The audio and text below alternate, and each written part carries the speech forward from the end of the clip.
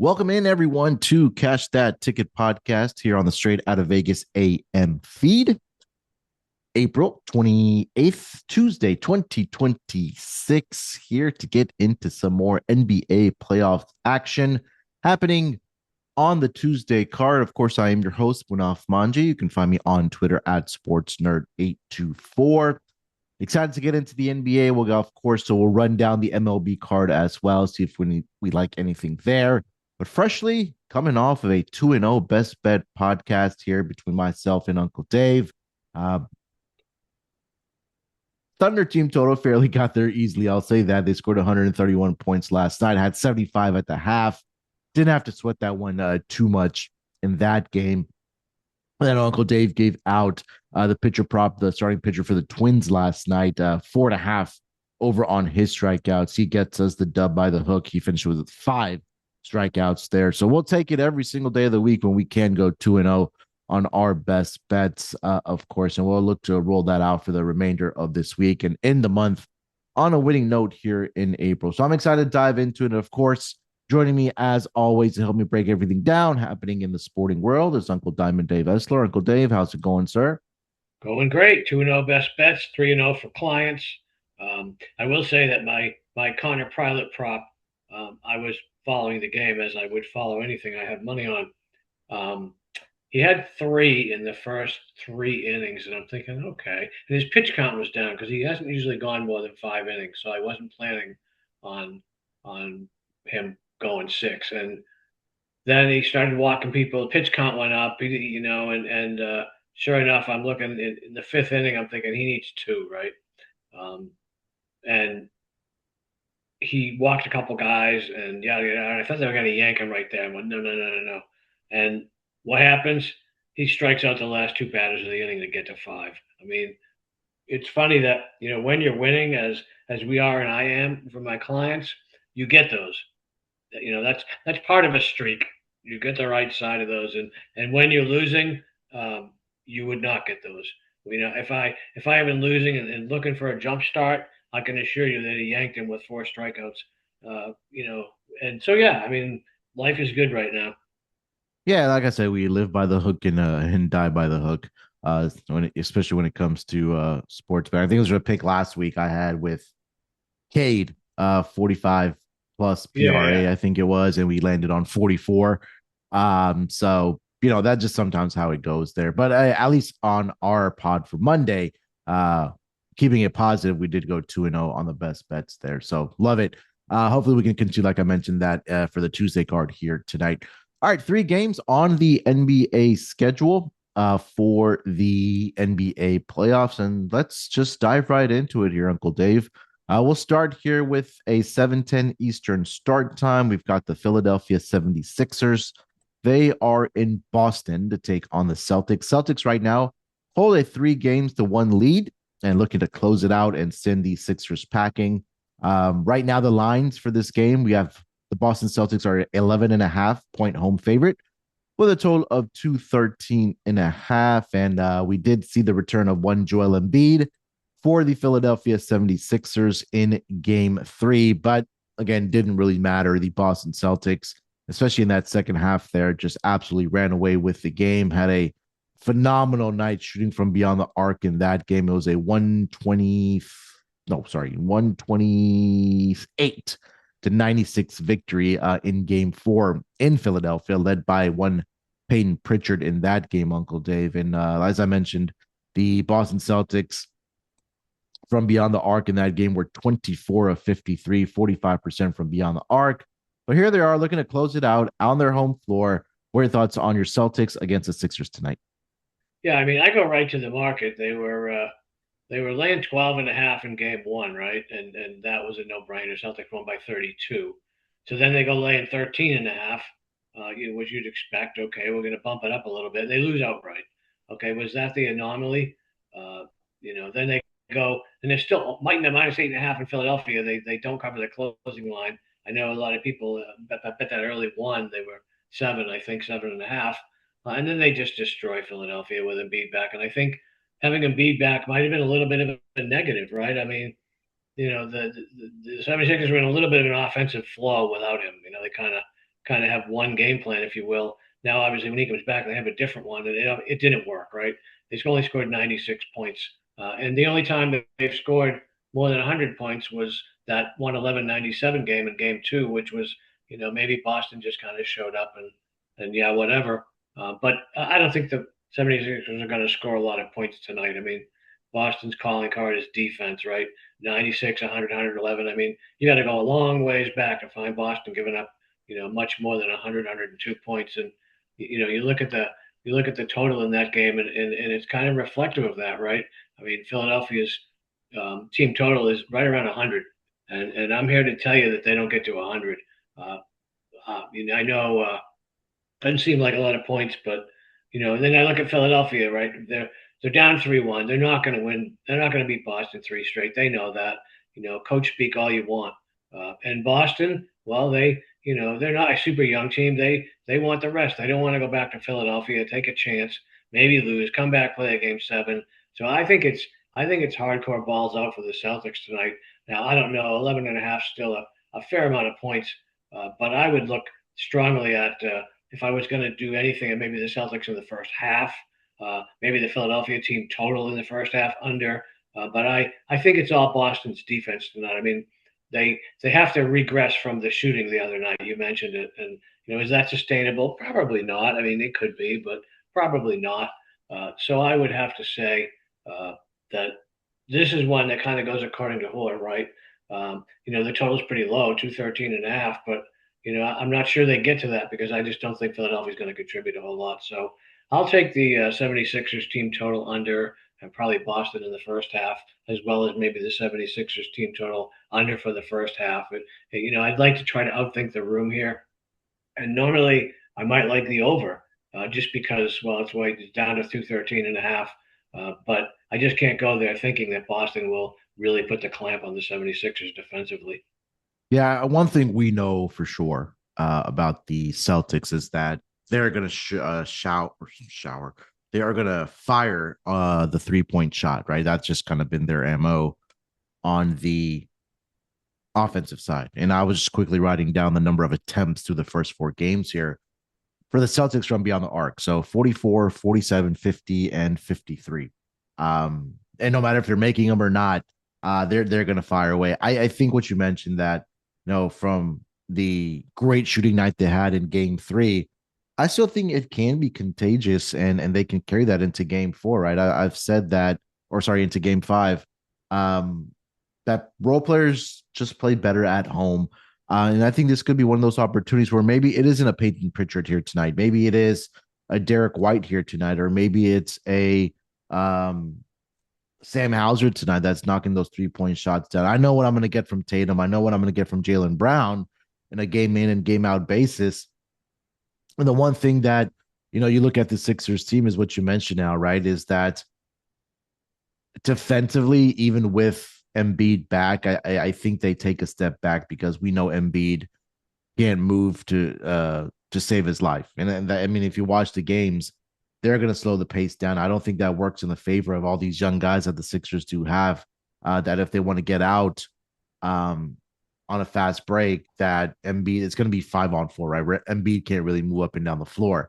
So with all that being said, I still like the Celtics in this game. I think they close it out. As far as their team total, I know I've been preaching pretty much all series long that for that to be over. I think that will be more of a live play here tonight for me, Uncle Dave, as far as the team total there for the Boston Celtics. That if they do come out tonight, shooting the ball well, that obviously there's a great chance it does get over. The one thing I am looking at here tonight, as far as player prop that I do like, is Jayson Tatum's rebounds and assists to go over here. You have to really go down and dig deep for it in the on DraftKings menu. It's at 17.5. It feels like that's a big number, but you take a look at what Jayson Tatum has done through the first 4 games. Game 1, 11-7, 14-9 in Game 2. All right, he had a down game in Game 3, 5-7, but then he had 7-11. So maybe I think the assists have been there really for Jayson Tatum. So in some type of combination, Jayson Tatum either assist or rebounds and assists to go over here tonight. I think that's a good look. I know he's going to play the minutes. The usage is going to be there for a guy like Jayson Tatum. And, that rust that he was, I guess, quote unquote, dealing with coming back from the Achilles injury. I think that's, something in the past down. He's just going out there playing some really good basketball, Uncle Dave. So those are a couple of my angles that I'm looking at in this game. But I do think that the Boston Celtics, as far as the spread goes, just to wrap it up here, I think they do cover this number and they win the first series. Going to wait the next round. You got anything else for Sixers and Celtics? Yeah, I might be inclined to look at a VJ Edgecombe points over 12 at minus 117. I Mm-hmm. mean, if they're going to do anything, they're going to need him. I mean, the only game that the Knicks won, he put up 30, right? He was 6 for 10 from three. And the other three games combined, he's 0 for 16 from 3 points. And 6 points the other night in 36 minutes. And that's just, I think they've adjusted a little too far here. I mean, I could be totally wrong, but the average is 16, right? So Yeah. I think that, Boston will do what they do and try to take away Maxey and Embiid. So I think if the 76ers are even remotely competitive, they're going to need Edgecombe. So I guess I look at it as he cannot shoot any worse. He's 0 for 11 in the last three games from 3-point line. He's only shooting like 40% from the floor in the four games combined. But most of that again was in game three Yeah. when they took Boston. So yeah, I think VJ Edgecombe at 12 points over. I could get behind that. Yeah, I mean, look, if they want any chance to extend the series, I think they're going to need everybody to step up, not just Embiid, not just Maxey having that, relying on him, but they also need Edgecombe to have a big game. And like you mentioned, right, he had those 30 points in game two, which was really the factor for the Sixers in that game to get that game two victory, 111-97 there. So we'll be rooting for that in this game here as well. All right. Let's put a pin in that one for the Sixers and the Celtics here tonight. Let's get over to the second game of the night, which will be a 8:10 Eastern start time. The Atlanta Hawks, they are back in Madison Square Garden to take on the Knicks here tonight. Knicks are laying 6.5 in this game with a total of 214.5. Not much happening on the injury report. And I should have mentioned this for the Sixers and the Celtics game as well. The big one was, of course, Embiid coming back, but don't see anything as significant for this game either. Like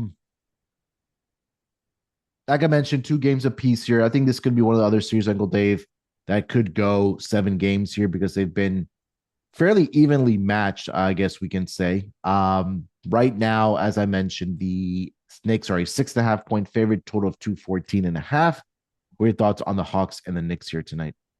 Yeah, I mean, you can look at this one of two ways. I mean, this is where you get into you can make numbers say what you want them to say, right? I mean, obviously it's 2-2, so it's a must game. New York doesn't want to go back and play a deciding game in Atlanta, right?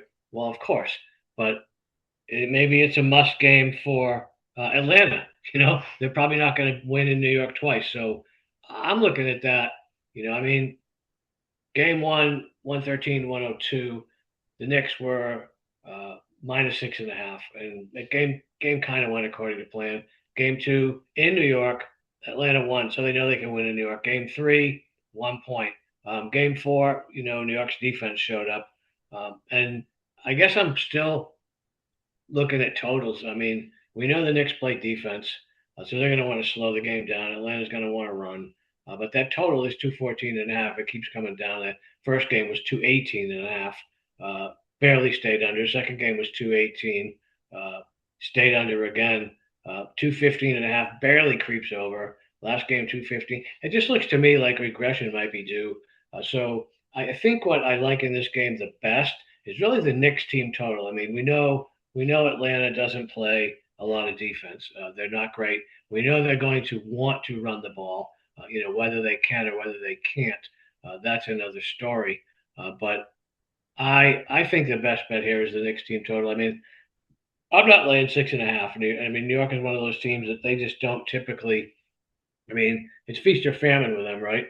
Uh, they're not a team I trust to run up a score, I guess. And 6.5 if it's a low enough scoring game.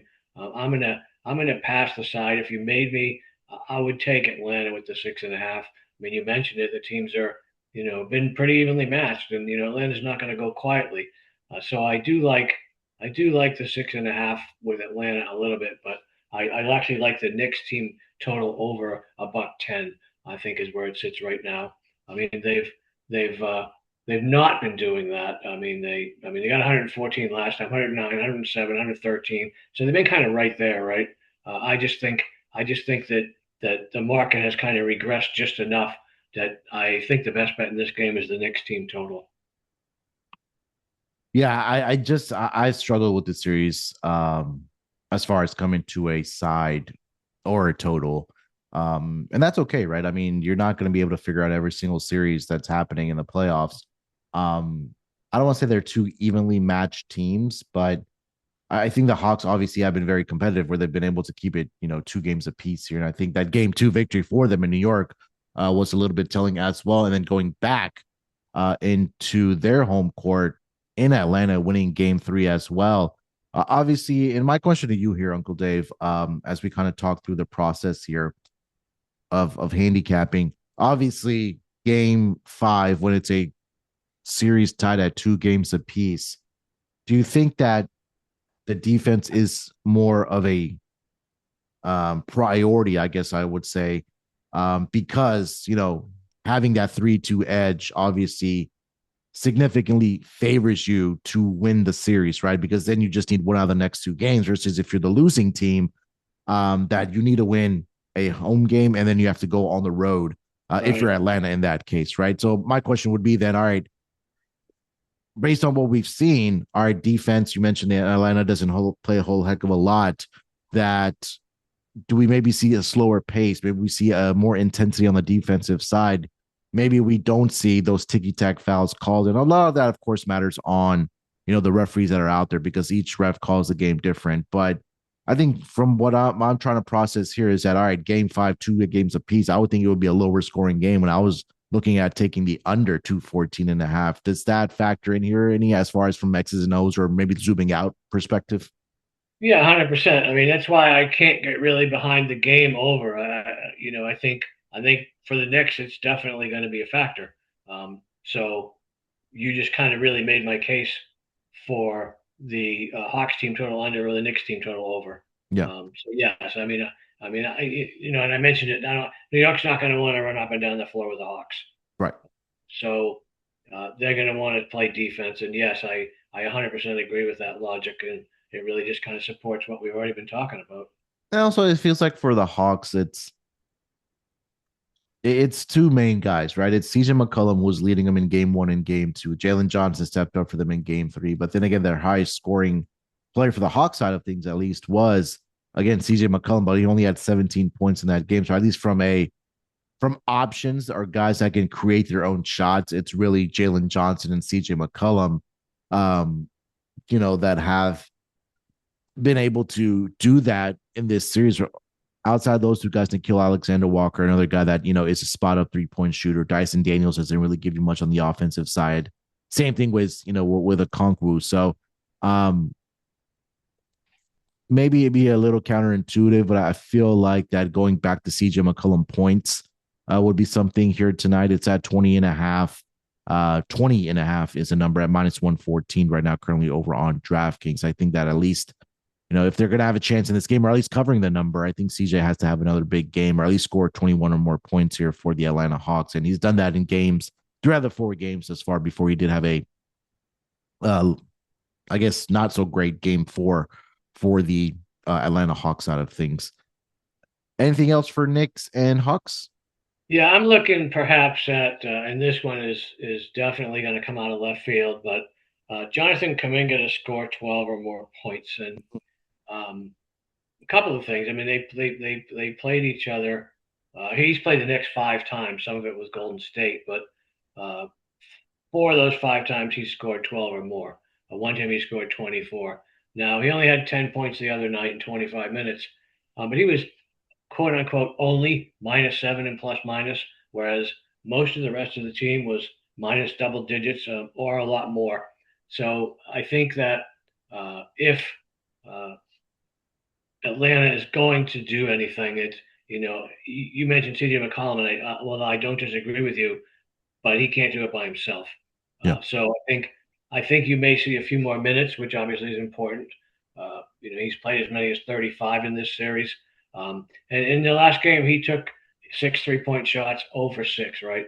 10 points. I mean, we only need him to score one more basket than that. And, 3 for 10, 0 for 6. I have to think Kuminga, because, I always I don't look for those, I look for the Embiid props, the Wemby props. I mean, they're all juiced too high. I don't always have the balls to take the under because it could be 60. But I do look for those secondary guys, and I think Kuminga might be a factor, so I could get behind him scoring 12 or more points. All right, fair enough. Yeah, I mean, look, you look at games 2 and 3, right? He had 19 points and 21 points, and those were, 1 point victories there for Atlanta.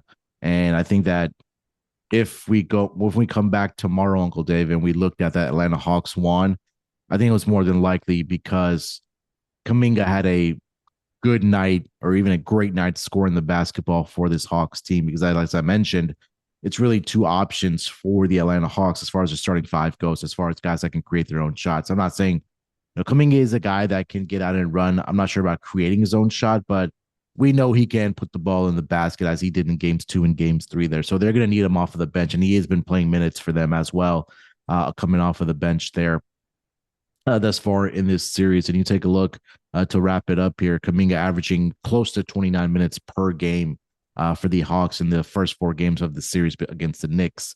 So hopefully it is a big night for him for the Atlanta Hawks.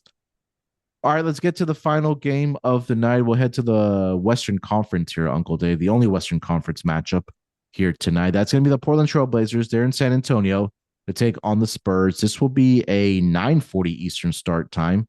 Right now, the Spurs are a 11.5-point home favorite with a total of 216.5. As far as injury report goes, nothing of significant for either team. Of course, Damian Lillard continues to be out. Did see the return of Wemby in game 4 for the San Antonio Spurs here. And Spurs, another team that's looking to close it out here on Wednesday night as far as their round 1 matchup goes here, awaiting, I believe they will face the winner of Denver and Minnesota in that series there. So hopefully they can get some extra rest here because, they can use it for Wemby, of course, coming off that concussion. But here we are, Uncle Dave, San Antonio looking to close it out with a commanding 3-1 lead. What are your thoughts on this matchup between Blazers and the Spurs? Yeah, I was going to say that I don't know that I could get to Portland here. I mean, it's all, Wemby and points and yada, yada, yada, but it's really all been about the Spurs defense. I mean, Yep. 108 points in game 3 is their high. They've been held under 100 twice, 98 and 93. I mean, I don't see what changes. They won and covered both games in Portland. I mean, I think I have to go with Portland laying that big number. I mean, I don't have to obviously, but if Portland were going to make any adjustments, one would think they would have made them by now in order to maybe put the ball in the basket more often, and they just haven't, right? I mean, Wemby in, they score 98. Wemby hurt, they score 103 or 106.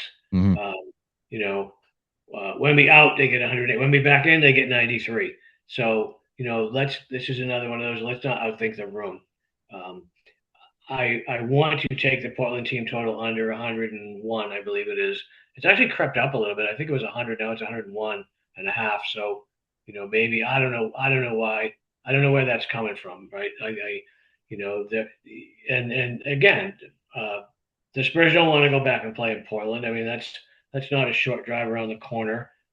They got bigger things to worry about in the next series. So, I think I look at this just like I look at the Celtics game.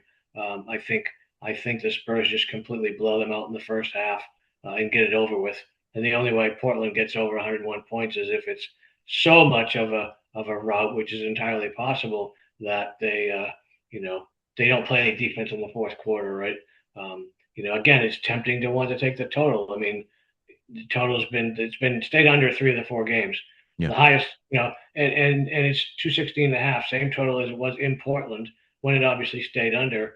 So there's a part of me that wants to take the over, but if I like the over, I should like the Portland team total over, and I really don't.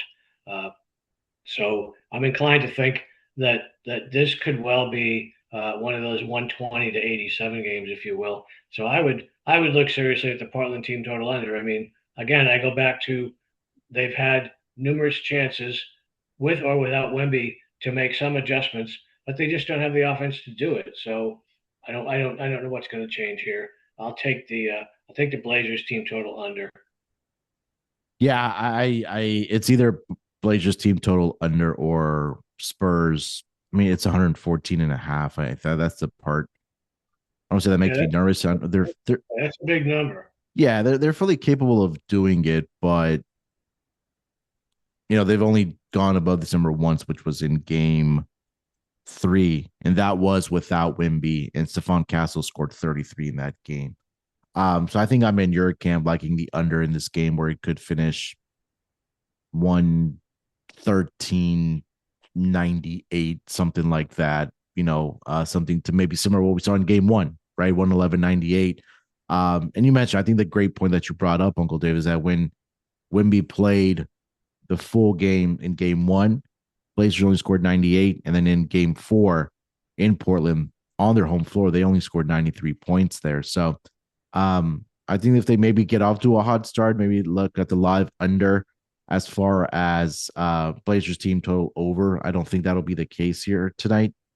I think it also has been a coaching mismatch, right? I think that, Mitch Johnson, who was with Pop for so long and, sitting on the bench with him, he's learned a lot, obviously, under Coach Pop, who's had a lot of success, not only in the regular season, but also in the playoffs as well, where Tiago Splitter, with all the things that happened with Chauncey Billups, that, it's funny because he played with the Spurs as well. And I don't want to say maybe a little bit shell shock, but I think it's been what you mentioned, a little difficult for them to making those right adjustments. And I mean, what adjustments can you really make when you're dealing with a guy like Wemby out there, right? Because, I feel like it was, I forgot which team said it. I think it was Jalen Williams of the Oklahoma City Thunder. He's like, it's hard to game plan for a human that size, where he takes up so much space in Victor Wembanyama. So I believe in the depth of this Spurs team.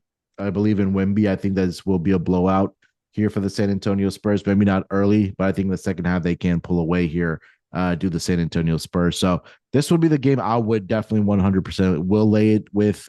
It will be the San Antonio Spurs for me, as far as the spread goes. Gun to my head for the total, I'd lead towards the under, but not much for me there on that, on the total there. Anything else you got for Blazers Spurs?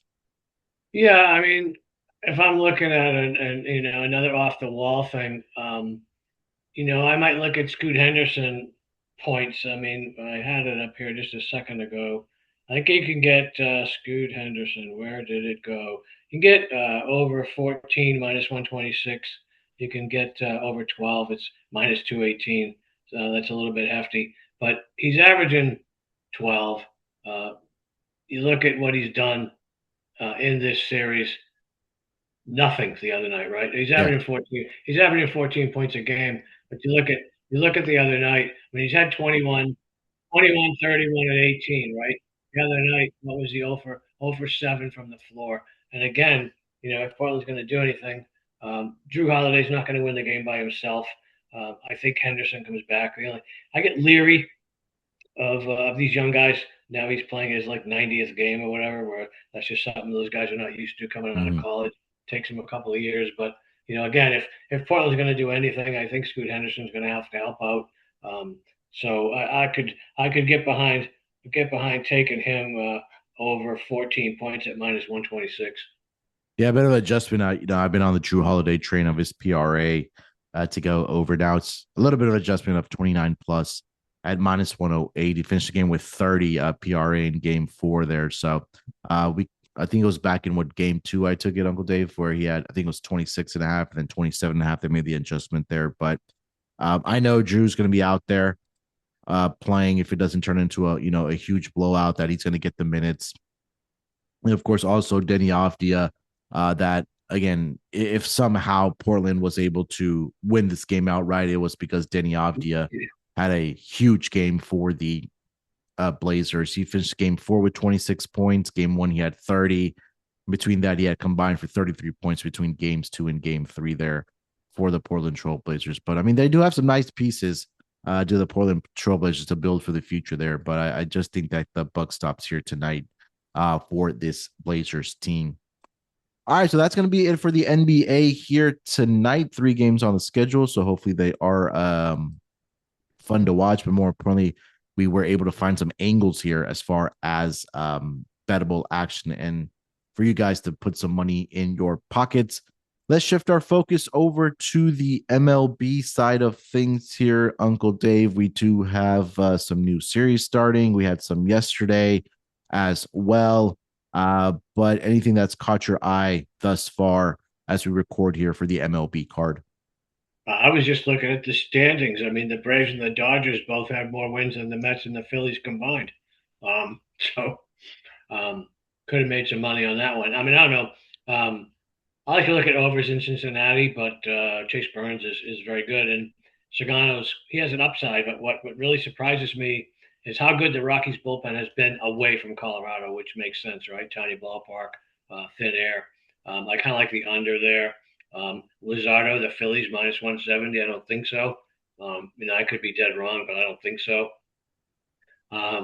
Leahy for the Cardinals and Pirates. I mean, that's a bullpen game for the Cardinals. So I don't love laying a $1.60 with the Pirates, but I think they're winners. Then we have the Mets, Clay Holmes minus 190, minus 188. Are you really going to do that? No, pass. Thank you very much. San Diego and Chicago, interesting game there. I kind of like the over a little bit there. Walker Buehler cannot sustain what he's been doing. I think Cabrera is due for a little bit of a reverse regression, if you will. So I think that game goes over 8. Martinez Bibby, I try to Cleveland Tampa Bay. I try to bypass Bibby games because he always kills me. Your Astros looks like a bullpen game for them with Tang starting, and we know the Astros bullpen. They've given up 25 home runs this year. They're on pace to give up about 150, which is astronomical. So I do think Baltimore's a winner there. I could look at the Orioles team total over. Toll and Yesevich, Boston and Toronto. Boston found the fountain of youth yesterday, I guess. I think that game stays under. Interesting game, Dodgers, Angels, and White Sox. Soriano's been beast mode, right? But Davis Martin, if he's on any other team, he's in the Cy Young talk. And the only time that I could ever get behind the White Sox right now is if he's pitching. So I look at the first 5 on Soriano, and he's like minus 160, minus 130 for the game.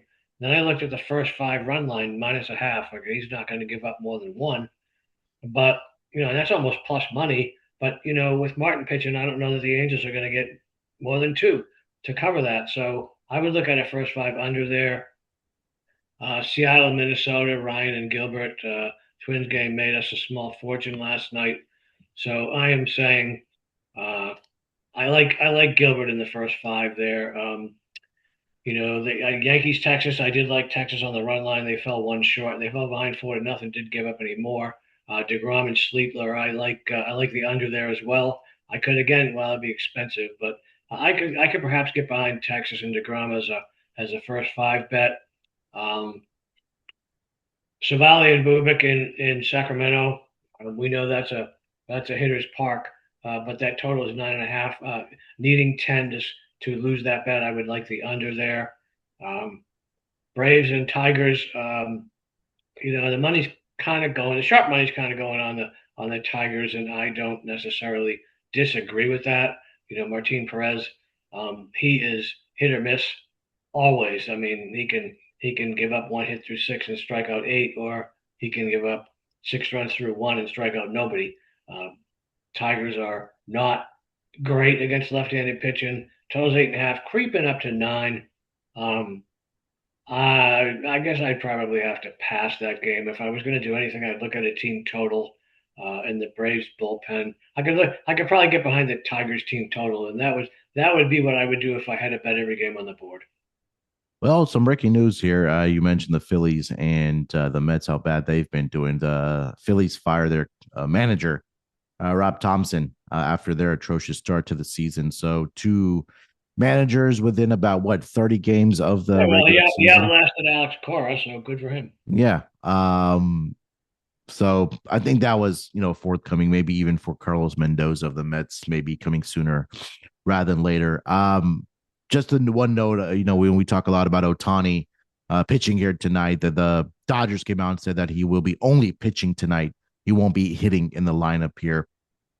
So keep that in mind if you are going to be betting the Dodgers here tonight with Ohtani on the mound. He will not be hitting for the Dodgers here tonight. You mentioned the Astros and how bad they've been. The crazy part is it just tells you how bad the AL West has been thus far this season, that they're still only 4.5 games behind the division leading Oakland West Sacramento A's, Uncle Dave. I think I remember talking about, if you felt dicey, maybe the A's to win that division. Again, still very earlier on. They Hey, have 1.5 game lead there, but we'll keep our eyes and ears open and watching these standings here as the weeks progress here. The only team, Uncle Dave, in the AL West there that has a winning record, the West Sacramento A's there. So um I didn't have much. Again, I'm not gonna waste people's time. So I haven't even looked at the MLB card thus far. So I give those duties to Uncle Dave here, and he does a fantastic job of running it down for us. I think that's pretty much it. I was trying to see if there's any other news or notes from the MLB, but Scherzer lands on the IL if that matters to you. I mean, it sucks because anytime he was on the mound, we were probably just taking the opponent's team's team total to go over. Um, Guardians are calling up their number one pick from the 2024 draft to come be part of their lineup there as well. So, a couple of notes and notes there as far as the MLB goes. All right. Before we do get into best bets here for tonight, just want to remind everybody again, get over there pregame.com and do us a favor. Use that promo code PICK25. That's PICK 25 at pregame.com. And you can get 25% off of anything right now from your favorite pregame pro, including already discounted prices for the football season coming up, the all access football package already at a discounted price. So again, 25% doesn't come around very often. I'll tell you that much. So this would be a prime time for you to get ahead and get the best of the price here for Uncle Dave's football package. We'll be talking more about football as we get closer and closer, not only to the Hall of Fame game, win totals, being out division and all that fun stuff as the NBA season winds down. But, we'll be wrapping it up. But again, if you want to get on his best bets picks package for the NFL and the college football season, now is the time to do that. Because that discounted price, you get an additional 25% off of that price right now if you use that promo code PICK25, PICK25. Not only does it help Uncle Dave, but it also helps this podcast and helps us grow as well. It makes us look good in front of the brass because we've been crushing it as far as our best bets do go.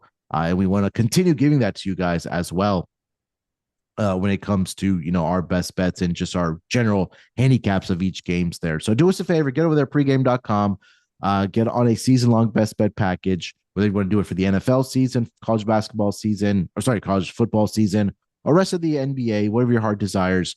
Get over there, pregame.com. Use that promo code PIG25 over there at pregame.com. All right, Uncle Dave, let's close it out here with our best bets. Off to a great start to the week. We'll turn the page. We'll try to duplicate it again here on Tuesday night. Where are you taking us for your best bet? I don't know. I'm still deliberating here. I mean, I think what I would want to do here. Do I want to fade the Astros bullpen? I'm not sure I do. I mean, Tank can go a couple innings and probably not give up many runs, so that would give me less time and one less at bat. I was gonna go with that, but I think what I will do here is I will take the where can I find it? Where's the number? I don't want to give you a bet without a number. What did I bet here? I'm going to take the Reds team total over 4.5. Uh, I love that because I mean Sagano has looked good in, and I mentioned it in outside of Colorado. The whole Rockies bullpen has, but Cincinnati is one of those parks that's not unlike Colorado. They don't have the thin air, if you will. So I don't like to do that with probably only getting 8 innings. But again, we got such a small park, and we got actually relatively mild temperatures and a 4, 5, 6 mile an hour wind blowing straight out. So I'm going to say the Reds bullpen is going to regress tonight, and Sagana will give up a couple. The Reds are finally sort of come around offensively. Reds team total over 4.5. There you go. Best bet. Reds team total over 4.5 here tonight for Uncle Dave. I'll keep this one simple for myself. A team that I've chewed the horn ever since the All-Star break. I think they closed it out here tonight. The San Antonio Spurs minus 11.5 against the Portland Trail Blazers. I think this could be a wire-to-wire victory here for the San Antonio Spurs. I think it's a little bit deflating that Portland wasn't able to win a game on their home floor in games 3 or 4 against San Antonio Spurs, especially in game 3 where they were without Wemby. And now you got him coming back or is back. He returned in game 4, now back here in game 5. And I think they just want to come out here and take care of business against the Blazers team. And we talked about, number one, I think there's a huge coaching mismatch as well that I don't think has been talked about. Maybe by the national media or maybe any other NBA podcast out there. And we talked about it here that I just think that Mitch Johnson has done a fantastic job of making those in-game adjustments and having the right lineups out there. Where, again, it's also very difficult for Thiago Splitter of the Portland Trail Blazers to game plan for a human like Victor Wembanyama. So, as I mentioned, I love the depth, the guard depth that this team has around Wemby, and I just think they come out here and take care of business. They play some fantastic defense as they have when Wemby's out there in this series. I think they hold the Blazers to less than 100 points here tonight. I think they get the job done. Minus 11.5. This could be a 20+ point victory. It may sound something similar to what we saw in game 1, where they do cover the number and they clinch this series and look forward to the Western Conference semifinals for the San Antonio Spurs there. So again, I don't think they want to get on a plane and go back to the northwest of Portland here. I think they get the job done here tonight. So again, best bet for me, Spurs minus 11.5 against the Blazers here tonight to get the job done in hopefully in a blowout fashion. All right, Uncle Dave, I think that's going to do it here for this edition of Cash That Ticket podcast on the Straight Outta Vegas AM feed. Anything else you want to mention to our listeners before we get our Tuesdays going?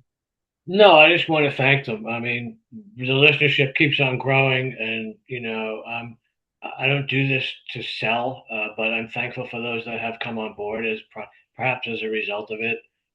So yeah, I mean, I'll never forget to thank the listeners. I mean, they're the ones that make this possible, and I do know the listenership is growing, which means we're not costing anybody a ton of money, and as you guys know, in Munaf states, we don't fire off bullshit here. We keep it pretty much 30, 40 minutes of actionable content, and I know people really appreciate that. Short, sweet, to the point, fade or follow. So yeah, thanks guys for listening. Keep it up.